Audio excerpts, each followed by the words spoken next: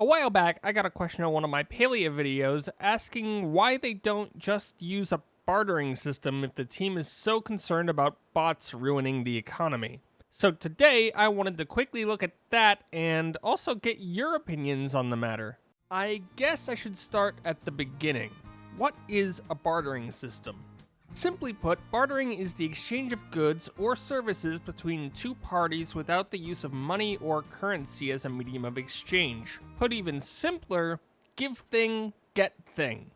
This is the opposite of a more normal system in gaming where gold or some other made-up currency is used to buy or sell things. As a game continues its life cycle, this money generally gets less and less valuable as more of it is generated than spent.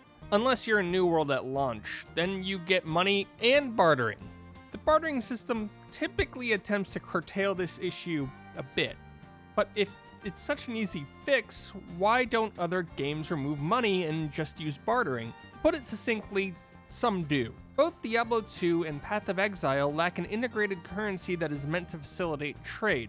That said, in both games, players came up with their own money using the items in the game, with Diablo 2 using the Stone of Jordan until the item was massively duplicated, and Path of Exile uses many items, mostly orbs, as their currency. Essentially, both games replace money with other money. It's just not called that anymore.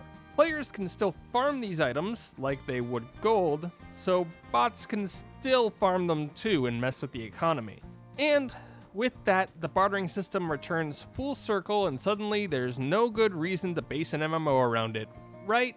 Well, sort of. The other reason that bartering is useful is that it forces some sort of player interaction in order to buy or sell goods. Instead of relying on an auction house, which would be a mess without money since there's no agreed upon payment method, players would always need to agree on both sides of the trade equation.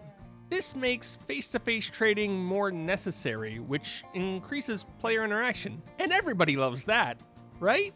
Well, except it also creates two issues. First, you need to be online and active to sell trade goods. This creates many issues, but for me, it would make it nearly impossible to trade for items just due to the fact that I play games during off hours. Auction houses do solve this issue for me.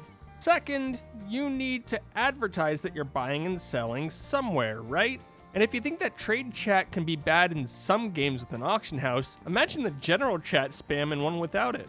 Okay, these are relatively small issues for normal people playing at normal hours, I admit, but you'll notice something if you listen back. The benefit of the bartering system isn't from the bartering itself, it's from the lack of an auction house. As it turns out, an auction house isn't money, so if you wanted to completely forego one, it's entirely possible to do so while keeping a monetary medium of exchange in the game. If you do go this route, I suggest having player shops and a list of what shops have which items somewhere, and allow people to set base prices at an NPC while they're offline. Also, you'll notice that I didn't talk much about the bot thing. That's mostly because once a currency is developed in these games, whether it's player-made or developer-made, bots can crash it with the same activities. They just farm them.